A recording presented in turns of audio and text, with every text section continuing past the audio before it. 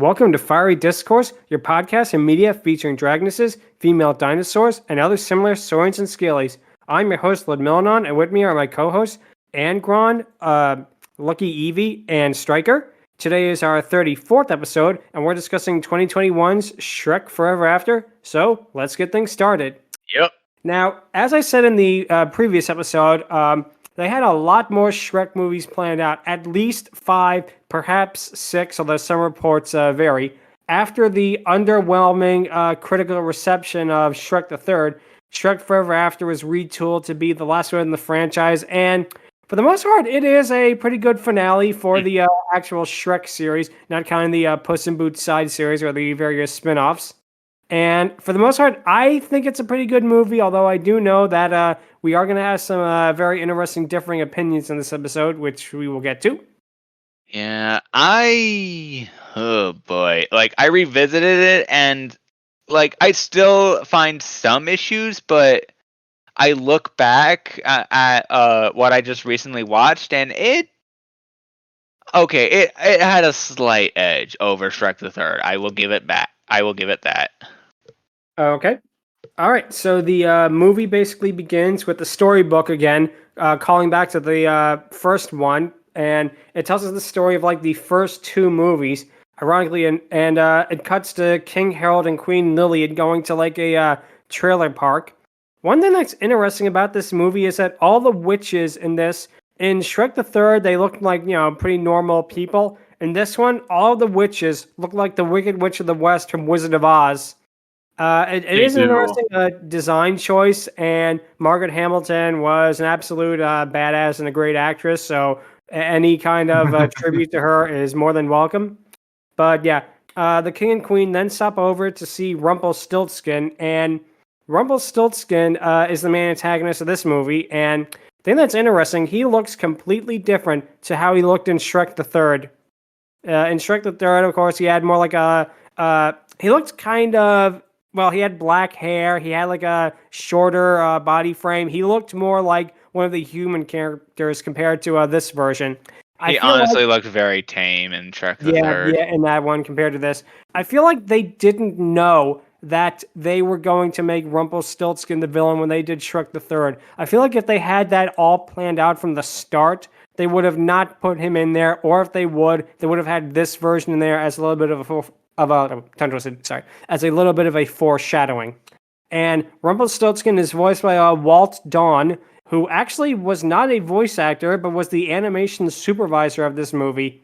Apparently, his Rumpelstiltskin voice during the storyboard meetings was so good, they just decided to have him play the part for real. And for someone who is not a voice actor and who isn't really even in the entertainment industry, like, say, Justin Timberlake was in Shrek 3, he is really good in this. He is very natural. He's sinister, yet, he has a slight edge to him at the same time. For this being this person's first and perhaps only starring role in a motion picture in his life, he did a really good job with it, I have to admit, especially with how Rumpelstiltskin is your basic smooth-talking, deal-maker type of villain, which is very unique for the franchise. We had a little bit of that with Fairy Godmother in Shrek 2, but there, she was a little bit more doing it more for her son and for things like that. It wasn't really Rumpelstiltskin, which is more about greed and getting whatever he wants, whenever he wants kind of thing. A little bit like Jack Horner in a way when you think about it. Yeah, it seems that way. I'm starting to see that now that you mention that. Okay, Rumpelstiltskin, all things considered, mostly just wants the high life. As for Jack Horner, he just does it just because. Yeah. He has good reason to, but that's not really a driving factor. He ultimately just got... that ultimately doesn't drive him. He's just a guy who just does what he does because he does. Yeah, I definitely could see that too with the similarity between them. Also, interesting Puss in Boots connection. His pet goose Fifi kind of reminds me of the giant goose from the first Puss in Boots movie in a way. Oh, wow. It has almost kind of similar design. I wonder if they kind of took it from that. I hear Fifi and I immediately think of that Moon Phoenix from the Dragon Prince. I think that's too, actually. Nice. Or, Fifi from Tiny Toons as well. It's another one. Oh my goodness. Fifi Le Fume. Yeah, exactly. But anyway, getting back to the movie, Queen Harold and Queen Lillian are basically so desperate to break Fiona's curse, they're about to sign over their kingdom when a servant comes in to break the news that Fiona's been saved, which of course we now know is the events of the first Shrek. And the montage of the rest of the movies being done as like the book is really cute, especially with how they do like that medieval storybook style, like the first one, which I really do like that they actually called back to the original for the opening of this one, with the whole storybook, like medieval carvings kind of thing, as well as like the reveal, of course, that Rumpelstiltskin was doing this in a bookstore the whole time. Pinocchio comes up and basically, berates him, and then he says like, oh, sorry, little boy. Mom, you wanna be? That is a joke that it's like kind of like the it's kind of like the compensating for something joke from the first movie. It's a joke that has two very different implications depending on how old you are. It is a very, very good one on that. Absolutely, holy shit. Yeah. It honestly, it can honestly get pretty dark sometimes in that regard. This is the darkest Shrek movie easily. They definitely course corrected from Shrek the Third in that regard, because a lot of people complain, I guess, that it was too childish in that. Well, you're not getting that in this movie. But we then cut to Shrek's routine day, whereas he's become more of like a celebrity than a feared ogre, with stuff like a celebrity bus tour stopping at his swamp and that, and it's basically like day in and day out, like his happily ever after. It gets boring and routine after a while, And why is that, you may ask? Because Fiona wished upon a wishing star, and if anyone who's seen Puss in Boots 2 knows what I mean, then Fiona doomed this movie from the start. That is a very interesting theory. Wow, I did not consider that. If that was intentional, like foreshadowing, it probably wasn't, but probably wasn't. I mean, the wishing star is probably older than like the entire cast itself. So yeah, I mean, yeah. And of course, we get to see Shrek getting listless over doing the same thing day in and day out. Kind of like that one Powerpuff Girls episode with the dad who goes crazy and decides to become a villain. You'll never guess what's for breakfast. Pancakes. I hate my life. Oh god, that was a classic one. Yeah. Oh man. Yeah, but anyway, Powerpuff Girls got dark at times. Yeah, they did. They did. Yeah, like kind of like what happens in this movie. Believe it or not, they have an episode that is kind of like this one. But yeah, we get to see Shrek getting more and more listless. He actually pulls out his Ogre's Wanted poster from the first movie, which is a really neat callback that I didn't think they would actually remember that.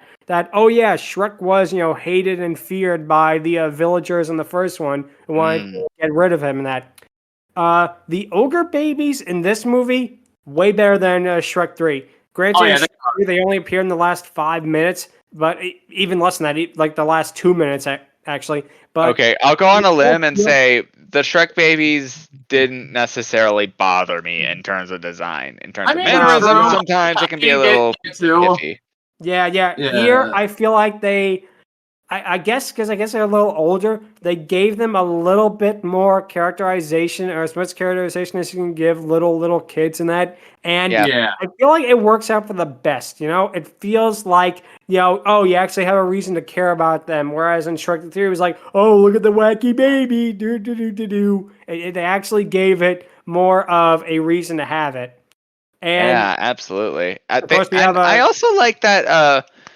like the only girl of the family, other than Fiona. Yeah, Felicity, is apparently the one that speaks first. Like that actually sort of works. It works since like Fiona was like one of the only characters that threw a punch in the original movie. Yeah, it definitely does make sense too. But also, now we get to see, of course, with Donkey and Puss being a part of their life too. But we get to see Dragon for the first time as she flies Shrek and the family over to where the triplets are having their birthday party. And it's in this scene, you get a view of how really large, and I mean large in more ways than one, during this sequence. they definitely added a lot of heft to her design in this compared to the first one. Whether that was Yeah. improvement of animation or to show that time had skipped since the first one is unknown. Regardless, in this Honestly, movie, Dragon be thick. yeah, Dragon put on a lot of mama pounds for good Oh, reason. she did. She did. Yes, she did. Yeah. And the flying effects, especially with like the first-person POV, it reminds me a lot of the original How to Train Your Dragon. It makes me wonder if they like took inspiration for that from this. Oh yeah, that's true. Yeah, I really did notice that. I think this is what 2010. I think this came out in that brief period after Avatar, where everybody was trying to do like 3D in their movies, or to do like sequences that would look good in 2D and 3D. And I think this is one of them. I might be wrong. Feel free to correct me, like with the email or on Twitter if you disagree. But I think that's what it was. That Shrek Forever After came in that brief window after like Avatar and Tim Burton's Alice in Wonderland, where everyone just went nuts for 3D for like a couple of years. But the joke about Dragon, not eating the valet is a good one, and it's one that actually took me a couple of viewings to get. It was like, wait a minute, and when I actually got it, it hit me pretty hard. It was a good one, especially with the implications. Yeah. Yeah, and especially with the implications of what happened with the first one, which is another tie back to that as well. Anyway, Shrek basically is swarmed by villagers who want them to sign their pitchforks and torches. And one of them says like, oh yeah, I loved it when you were a real ogre. And of course, Shrek gets offended by that. Yeah, that was not cool.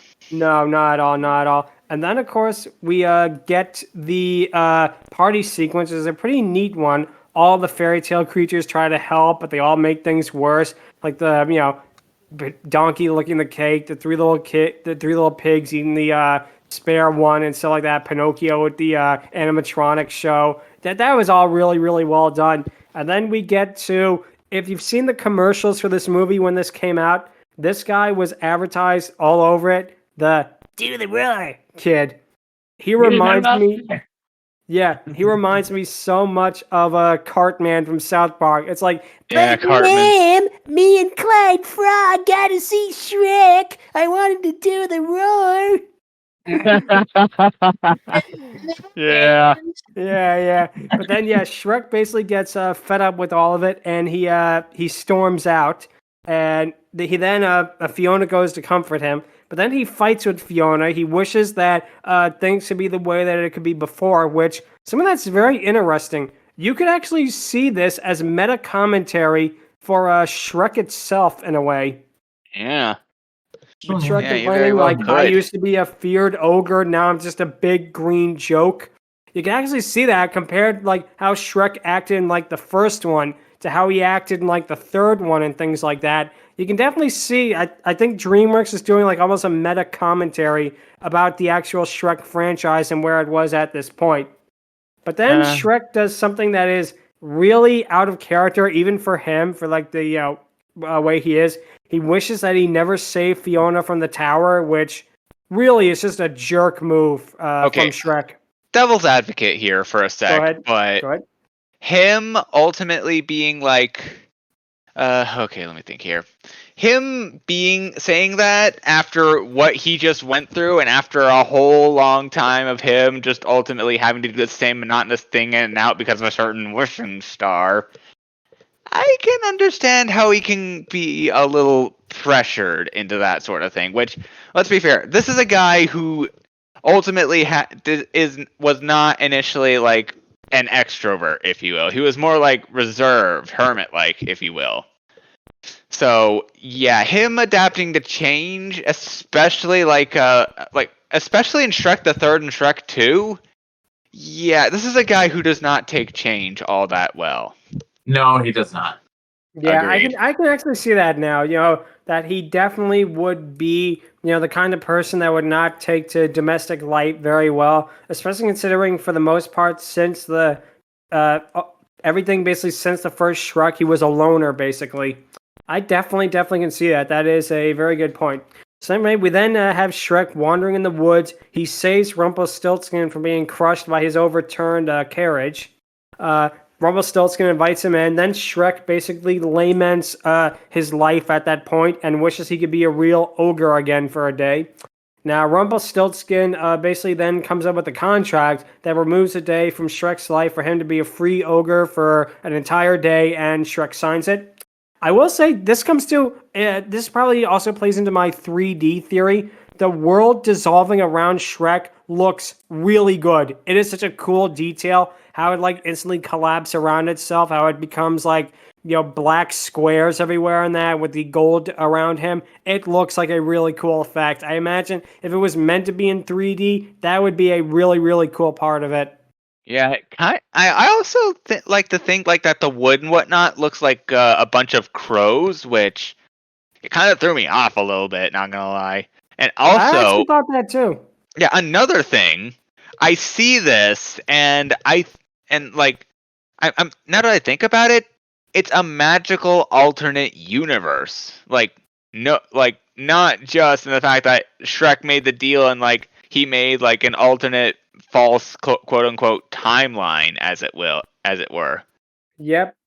Yeah, no, and of course we find that out later, the true implications of it. But for now, like I said, I do like the montage of Shrek being an ogre is a fun one. We see how much he enjoys actually scaring people once more. Really good callback when, this is the part where you run away. And then he stumbles. I love that scene. Yeah, exactly. Classic to me. Exactly, and you really feel that this is what Shrek, he wants to do. He wants to be feared. He likes scaring people. He likes, at this point, he's happy being his old ogre self as he was in like the first movie before all the events that happened. He then stumbles across some ogre wanted posters, and then he's absolutely stunned when he sees that one of them is Fiona. Then he runs back to his swamp to find it a completely desolate wasteland. And now we find out that it turns out Rumpelstiltskin may have cheated him, but a group of witches find Shrek and capture him. One of them is voiced by Mabel from Gravity Falls. When I heard that, I was like, I know, like, it was so weird. Yeah, that checks out. This came out before Gravity Falls, of course, but it's like you can't hear that voice of Kirsten Shaw in anything without thinking of Mabel now. It is really, really a weird thing. But anyway, Shrek wakes up in a cage being pulled by Donkey. And of course, Donkey does not remember anything about Shrek or his previous life. We get to see Far, Far Away, which is a complete desolate wasteland. Everyone is downtrodden, and Rumpelstiltskin is now the king. We then get to see something that is very interesting when Shrek arrives in the castle. We get to see a group of ogres basically being slaves in that. And one thing that is interesting, there are more ogres in the alternate timeline than there are the prime timeline, shall we say. And actually, that brings something interesting up that I'm going to talk about near the end, but honestly, it's very surprising that it honestly surprised me when I realized that either today or yesterday. Yeah, no, I can definitely see that. But yeah, what happens is the running gag with Pinocchio wanting to sign one of Rumpelstiltskin's contracts to be a real boy is a funny one. Yeah. And Rumpelstiltskin then sees Shrek and he taunts him because we find out Shrek signed away the day he was born and thus he never existed. So yeah, this movie turns out to be one of those It's a Wonderful Life kind of things where someone was never born and the world was worse off without them. It's one of those plot lines. Yeah, I really do not like those plot lines for valid reasons. Yeah, they can be overused or something. It's a Wonderful Life is a good movie, but I can definitely see that it's been really overused sometimes. This is a good version of it, though. They did a pretty good job. Although, one thing, a gigantic missed opportunity. Something that I don't know why they didn't do this. It is such a complete missed opportunity. Something that was so obvious and they never thought to do it. If Shrek never existed, Farquaad never would have died. It would have been really cool if we could have seen Duloc, like him, the ruler of Duloc. Like, I don't know, do something cool. Like, have him be at war with Rumpelstiltskin and Far, Far Away to try and take them over or something. It would have been really interesting because in the timeline where Shrek never existed, Lord Farquaad never would have died and probably would have taken over, Duloc. Want to know another thing that's interesting? Well, two thoughts on that. One, Yeah. like it would have been all interesting to see him and Farquaad, Rumpelstiltskin and Farquaad at odds. Like, see what that's going on. I mean, to be fair, Rumple does have a bunch of witches on his side, so that probably would have been a short-lived battle. Yeah. And and second thing, the whole I see this, I see the desolation, the apocalypse, and whatnot, and that I don't know. It's just me probably, but I see this and I immediately make a connection to Shin Megami Tensei, which is odd, but honestly, it kind of makes sense. Like the chain skulls and whatnot, a lot of stuff. I don't know. It's just me. I can actually see that. Yeah, it does make sense with the whole, alternate timelines, things in that too, which is in a lot of different movies as well. And of course, it turns out without Shrek, Harold and Lillian were forced to sign the contract and just completely vanished out of existence because they signed over their kingdom and everything they had to Rumpelstiltskin, including their lives. And it turns out that Shrek threatens Rumpelstiltskin, but because this is a world where Shrek never existed, as soon as his 24 hours is up, after the day's done, Shrek will completely cease to exist. And this just completely, of course, pisses off Shrek. And we get another pretty cool chase scene, especially with some neat POV of the witch's brooms and that, which again ties into my theory that this movie was released in 3D, or at least is marketed as 3D, because it does remind me a lot also of How to Train Your Dragon with the POV shots. Again, maybe I'm just reading into this because DreamWorks, but it is a really cool sequence. I will say that the animation as a whole on the Shrek franchise, major boost with this one. This movie looks fantastic. This is easily the best looking Shrek movie, let us say. Mm-hmm. Yeah, for the most part, yeah. I definitely see what you mean. Yeah. Of course, Shrek also saves the alternate universe donkey, and Shrek's attempts at bonding with him are kind of funny, especially how, alternate universe donkey is rightfully terrified of Shrek being like an ogre and that. But then we get probably the most poignant moment of the entire franchise. Well, let's just say the most poignant moment that is not related to the Puss in Boots side series. Shrek is revealed to have had his daughter's doll this entire time, and for the first and only time, I think, in the franchise, we see Shrek cry. It really, really hits hard. I mean, I feel like that is the moment where we realize, of course, Shrek himself realizes, oh my God, what have I done? I fucked up. I had a wonderful, wonderful existence, and I threw it all away. And for a character like Shrek to do that, and for a franchise like Shrek, which always sold itself as being more irreverent, as being more edgier than Disney and stuff like that, to actually go and have a moment this heartbreakingly sincere and poignant, it works out. It's no hallelujah sequence from the original Shrek, but it still is a surprisingly very poignant moment and whatnot. We then get to see that Rumpelstiltskin has an exit clause in all his contracts when Donkey basically goes about his babbling and whatnot. It turns out that Shrek needs true love's kiss by the end of the day, and then the contract will be deemed null and void. Shrek then returns in an interesting bit of continuity. He somehow manages to get all the way to the Dragon's Keep from the first movie, only to find Fiona long gone there with her, this too is a really another scene that it really showcases just how desperate this other timeline is. Shrek peels away the curtains to see hundreds of thousands of notches, showing how, basically where, how long Fiona was in the castle for. He finds her rusted tiara in that, and it, for the most part, is a really, poignant scene. We find out where Shrek realizes that, oh my God, what happened to Fiona? Donkey is then kidnapped after being tempted by a plate of waffles randomly in the woods. Shrek basically follows him, and this is a really cool sequence where we actually get to see, for the first time, an entire colony of ogres. The other ogre designs, I mean, I have a mixed feeling about the other ogres. I feel like they're unique, but at the same time, they don't feel as fleshed out as they could have been. I Yeah, do like the touch. Oh, sorry, go ahead. Yeah, I honestly, I mean, it's probably because orcs and freaking ogres are somewhat the same, but I see this and I think, why do they have a bunch of orc weaponry? Wow. Okay, you said about the orcs. That makes me think of like a Lord of the Rings and that. Yeah, And I know. I'm imagining, That's what I thought as imagining well. like a Saruman, going to like Shrek of that. March into Helm's Deep. We must make for the Oh, mines God. of Moria. Oh god, that would have been awesome. We need someone to edit the Lord of the Rings trilogy to replace the orcs with ogres from Shrek. That would be hilarious. But yeah, That'd be pretty funny, honestly. yeah.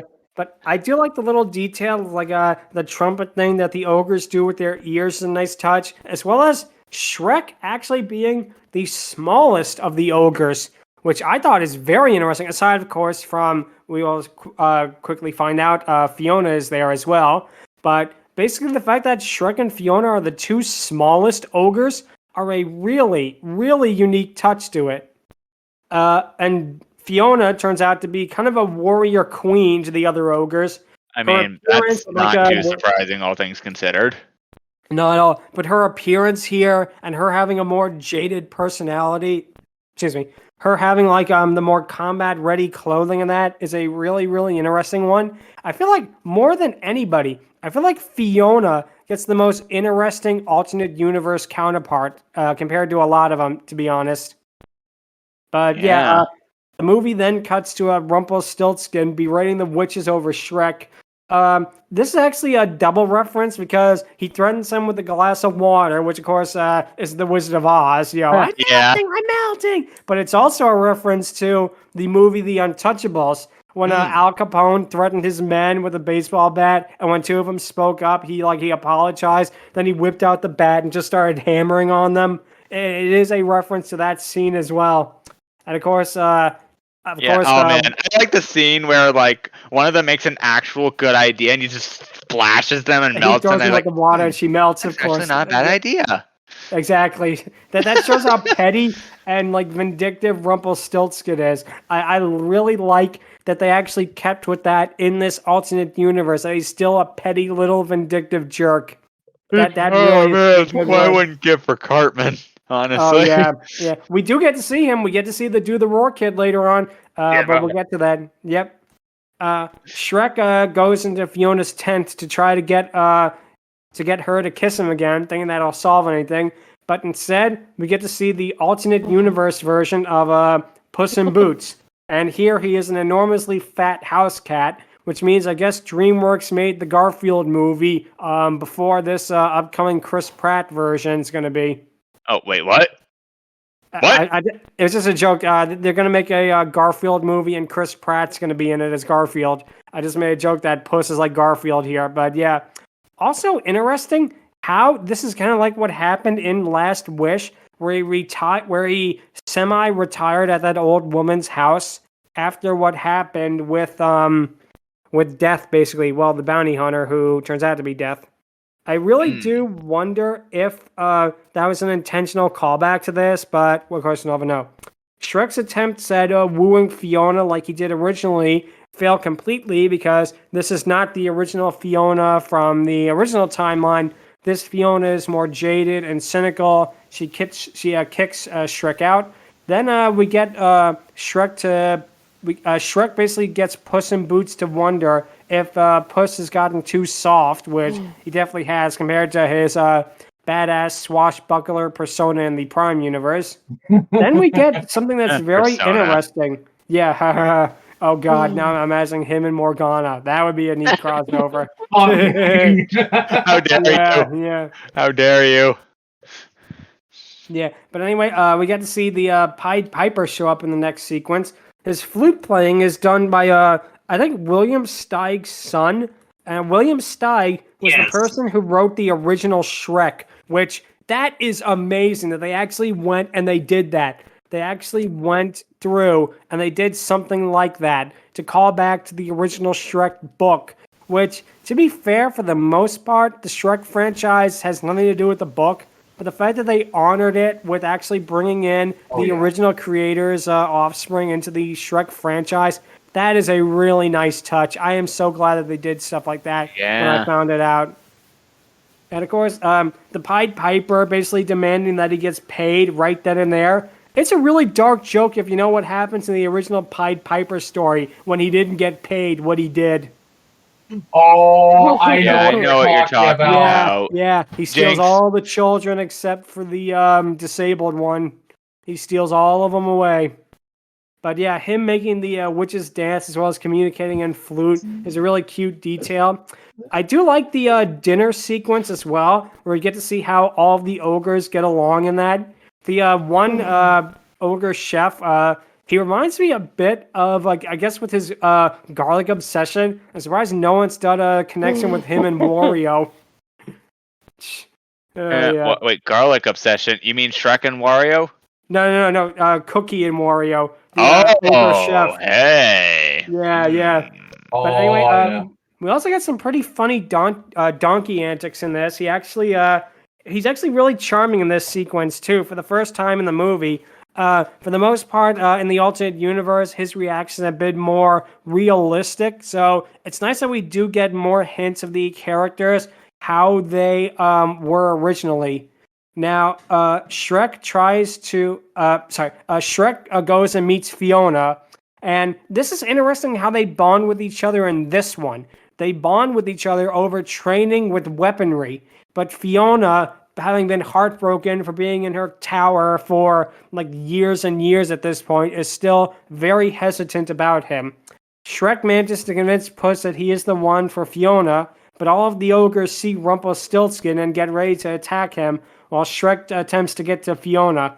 Now we finally get to see Fiona open up as Shrek tries to convince her that he knows of her secret curse, by day one form, by night another, which was in the original Shrek. Another nice detail that they actually used the original saying from that. But she's still not ready, and she actually threatens him of how he knows such a thing.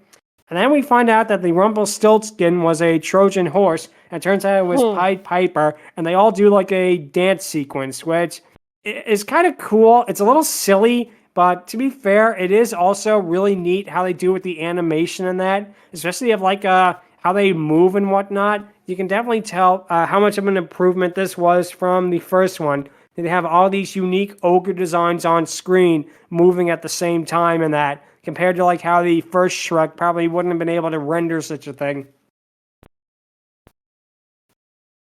But yeah, Donkey and Puss managed to save Shrek and Fiona and from the dancing. And what happens then is that Shrek finally manages to kiss Fiona for the first time, but nothing happens.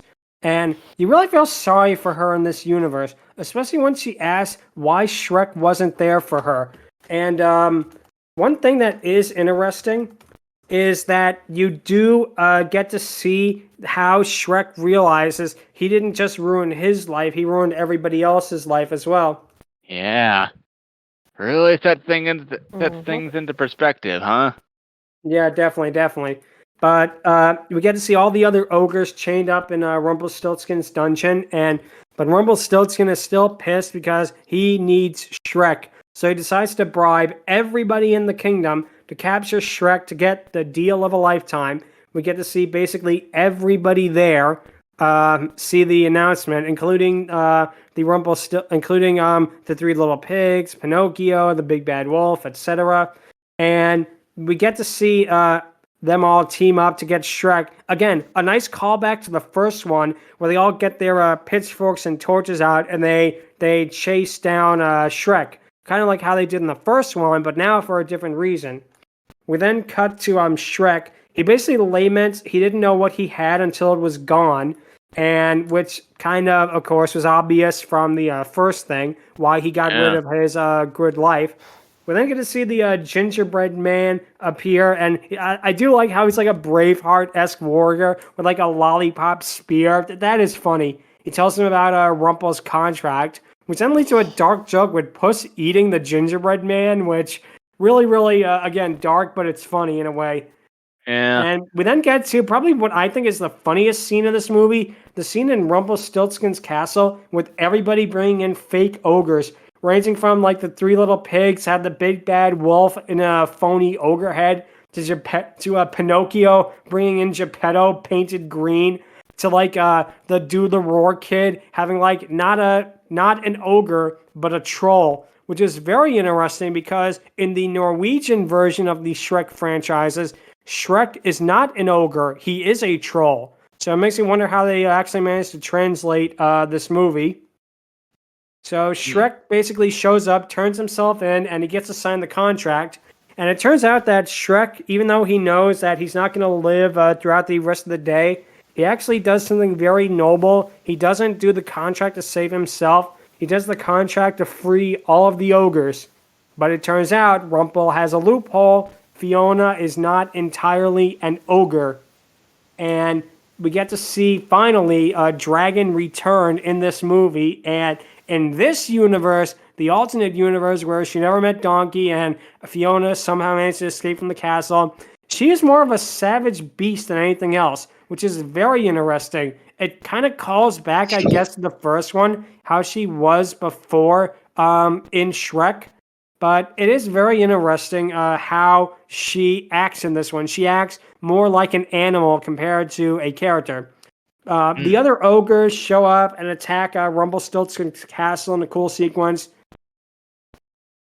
We then get to what I think is probably one of the more interesting parts of the movie, the part with alternate universe dragon and alternate universe donkey.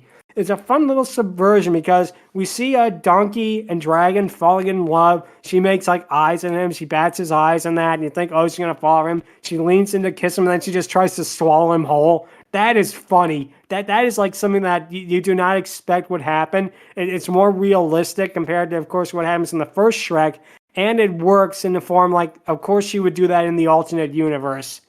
But then, of course, Puss saves Donkey from being eaten by basically poking Dragon with his sword. And I love the other detail that Donkey is still in love with her. Despite the fact that she literally just tried to eat him, he still has a crush on her now.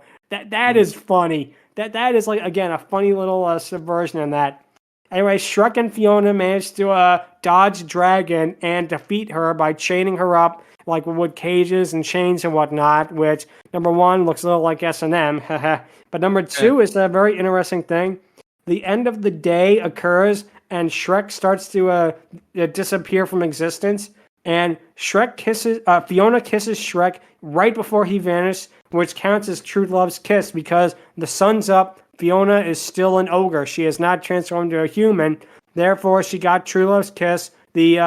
And the alternate universe now, the alternate timeline is destroyed because Shrek got a true love's kiss. Basically, the contract, of course, is now null and void, which destroys the alternate universe, and Shrek is brought back to the roar at the party. But this time, now he learned his lesson, Shrek basically learns to appreciate the life that he had in the first part. There's a nice detail with him blowing his horns, showing what he learned from the alternate universe, but again, what happened to the other ogres? Although we do get to see them shortly after, so we'll have to talk about that. And the movie ends with Shrek literally closing the book on the Shrek universe, at least for now. And we'll talk more about that in a little while, but there's not a nice touch with the book Puss in Boots being right next to it, which is a little callback, of course, to the Puss in Boots franchise that they would do right after this in 2014 and 2022, respectively. I do like also how the end credits are a little callback to the original Shreks with I'm a Believer playing. We get to see Rumpelstiltskin get his comeuppance in a cage. Shrek parties with all the other ogres, so I guess they do exist in this universe. Oh, okay. Okay, honestly, hot take, hot thought here. This, in particular, isn't exactly like this whole ending bit doesn't actually exist. Like, the characters from the alternate timeline don't exactly exist here for the most part. The characters who all of this is just a magical dimension meant to punish Rumpelstiltskin. Oh, interesting. I would not have considered it that way. That is a very, very unique take on things. It's a But- good future time. It's a bad future timeline for Rumpelstiltskin because of his contractual ways. Like Fifi gets blown up, he's stuck in a cage, and just it is beyond wild. It's honestly a little baffling, but it makes sense the more you think about it. I definitely can see it that it's not meant to be in the same timeline as the original, as the first movie or the AU. It's kind of an alternate timeline in itself. But yeah, and that basically is it with Shrek Forever After. The interesting thing too is that the end credits as a whole, it's clips from all the other Shrek movies, which again kind of ties into it. It wraps it up with a nice little bow. Basically, it finishes the it basically finishes the franchise on a nice note, kind of what happened in all of the movies and that. And yeah, that's basically it for Shrek Forever After and the Shrek franchise. There were, of course, spin-offs. Shrek Scared Shrekless, Shrek the Halls. You had Shrek you had, of 3D. course, Shrek the Musical. Yeah, you had Shrek 3D. Those all came before this, but they do kind of exist as their own thing. The last, I think, Shrek thing, believe it or not, was a version of Michael Jackson's Thriller with Shrek characters. They do like the whole music video, like with the move, with like the theater and with like the zombies and that, including like zombie Farquaad and zombie fairy godmother, which is a very neat touch in that. But there was going to be a Shrek reboot in development at DreamWorks at one point. It was canceled, thankfully, because yeah. Shrek is implied to make an appearance again because he did show up at the very end of Puss in Boots' Last Wish. Or at the very least, far, far away. Yeah, it is. So it's implied that Shrek is going to show up again in some capacity, and I do hope that there will be a Shrek franchise, a Shrek movie rather, sometime in the future, which brings us to our question of the episode, which is going to be very interesting. Where do you think the Shrek franchise is going to go from here? I feel like the Shrek franchise in a whole is in a very unique place because before Last Wish, I feel like a lot of people thought of Shrek as a joke. He was a meme, he was a joke, it was like something that was hip and cool, but then it became instantly lame and dated. But I think now that Puss in Boots' Last Wish had gotten such universal acclaim and, also financial success, we are going to see more about the kingdom of Far, Far Away and the inhabitants. Eddie Murphy wants to do a movie about Donkey and Dragon, and I hope he gets it. I want to see that. I definitely want to see that, not least because it would give us a lot more to talk about with Dragon in this podcast. Oh, yeah. That's my opinion where it's going to go at. Angron, what do you think? Okay. Definitely that. I want that to happen. But I also kind of want to see some fairy tale diversity. Hear me out on this. So you've got all the classic German, European fairy tales and whatnot, and you've also got Spanish fairy tales for the most part. But you also have stuff outside of Europe. Let's see here. You got fricking Japan. It would be awesome to see yokai and maybe Momotaro and all that. You also got American folktale. Okay, that might be a little bit of a stretch because at the time America wasn't really discovered. But other stuff like maybe Africa. Well, yeah, maybe Africa, Egypt. There is a bunch of stuff to draw from. Not just freaking Europe. You can maybe do and Russia to an extent, which is part of Asia. Yeah, that would be interesting. Yeah, it'll Baba be Yaga awesome and Shrek. That would be fascinating. Yeah, it would be awesome to see what they do with other fairy tales from outside of Europe.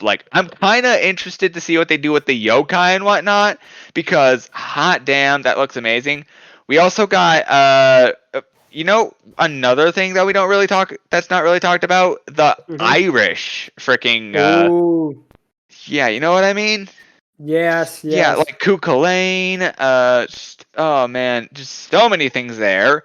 You got freaking South America with the Four Winds and all that. You got oh man, you got freaking Mwindo. Apologies for the African pronunciation if No I problem. butchered it or It's all not. good. But Yep. you got a bunch of stuff there. You got Anansi.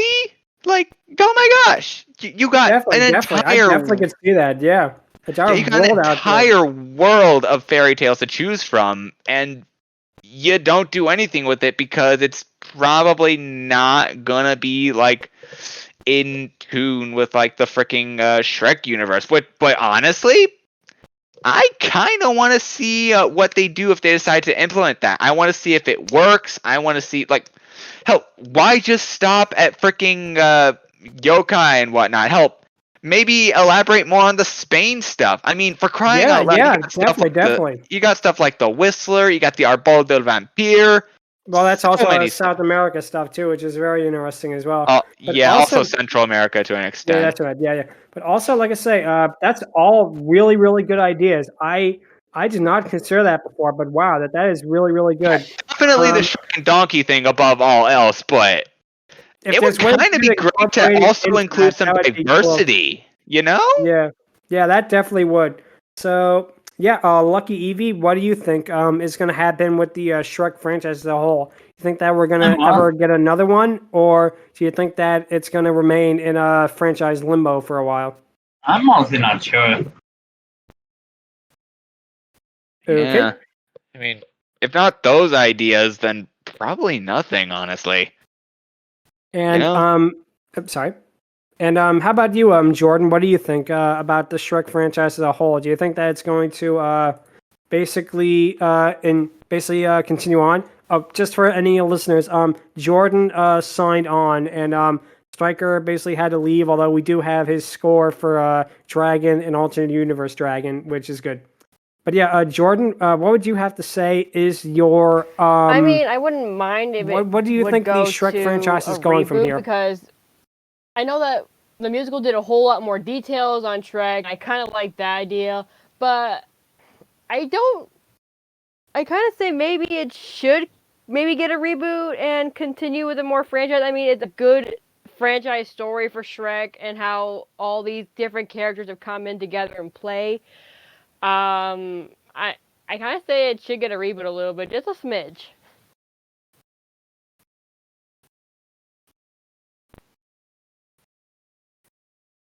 Maybe. I can kind of see that in a way. You know, Yeah. I feel like maybe not a reboot as a whole, maybe like a continuation of sorts in a way.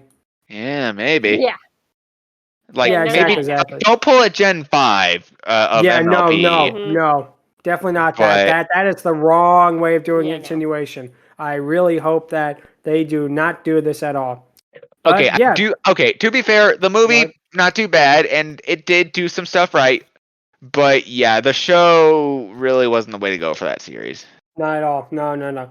Okay, and now it is time for the patent pending Dragoness Scale, where we rank the dragons from 1 to 10. Now this is interesting, because we're not just ranking dragon, we're also technically ranking alternate universe version of dragon. And for this movie, I am going to give her an 8 out of 10. I will admit, right off the bat, she's underused. Could they have used more of her in this movie? Yes. I feel like she definitely should have been something that wasn't just like the final encounter and whatnot. With that being said, I do like that, even though she's more like a monster in the alternate universe version.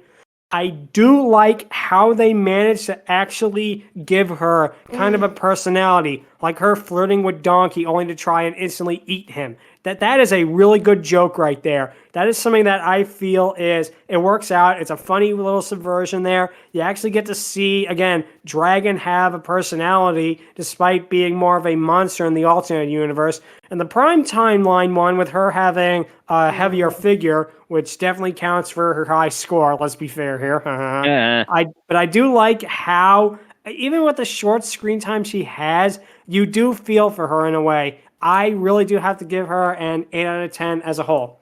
So, Angron? All right. So, yeah, the short time is what puts her down a little bit. But yeah, the time again that she has given is honestly pretty adorable. It shows that she's very much part of the crew as it were, part of the crew, part of the ship. No, But it's not the movie. but yes. I'm of two minds at this because again, we have the alternate universe dragon, which really was a lot more animalistic and a lot less and honestly given a lot less oh gosh, I don't know what the word is, but she was snubbed hard in that future, and I do feel sorry that she ultimately got the fate she did, even if that universe ultimately got like erased from existence and she wasn't quote unquote real. But I'm a little of two. But yeah, that sort of characterization makes me feel bad for her, and honestly, those two moments, also the ending, are oh man. Okay, I will say this: Dragon overall in this movie, like when she's like her normal self, quote unquote, she is pretty great, and again, she shows how she's a pretty good member of the group, all things considered. And again, I really do want to see the idea Lud came up with, like not only have diversity, but also maybe focus a little more on Dragon and Donkey, because Dragon has so much untapped potential, and it's a little sad that most of that is squandered. I mean, she does do a lot of great stuff, but to have her just be relegated to like the occasional finisher, while great, it's a little divisive. So for that reason, I am going to give her a 7 out of 10. Not terrible, but it could have been. But there could have been so much, you know. I definitely I can see where you're coming from there. I definitely have to agree. She's underused in this movie and kind of in the franchise as general. Although she does have a lot more predominance than some other Dragonesses we'll talk about in the future. And it'll be interesting to see about the Shrek spin-offs as well, to see where she ranks on that. Stryker had to leave because he kind of had a little bit of a migraine, but before that, he gave us his score, which is an 8 out of 10. He did not specify, but I put that on the Dragoness Scale. Jordan, what would you give Dragon Aaron and just alternate did universe his, Dragon in this movie? Opinion on Dragon. Like, yeah, she didn't get a whole lot of scene during all the good parts that she should have come in. Felt bad that her fate was different than it was before, so I kind of go what Aaron said about his quote on Dragon coming in. Angron. Yeah. So are you going to give her like a 7 out of 10, you'd say? Okay, that's good. And LuckyEevee, what are you going to give her? I guess 9 out of 10. All right. Wow. Okay. All right. Thank you guys so much. Yep, that's right. Thank you guys so much for listening. If you have any questions or if you want to compare this movie to It's a Wonderful Life some more, you can feel free to email us at fierydiscourse@outlook.com or visit us on Twitter at twitter.com/fierydiscourse. Next time, we're going to be getting a little bit more obscure as we talk about the 1956 movie, The Sword and the Dragon, a.k.a. Ilya Motomuts from the Soviet Union. That's right, there's a Soviet movie out there with the Dragoness in it, and it's going to be very interesting to talk about that one. And that'll be a lot of fun, doing something a little bit more obscure on that. And thank you guys so much for listening. Until next time, take care. Yep, laters. Adios.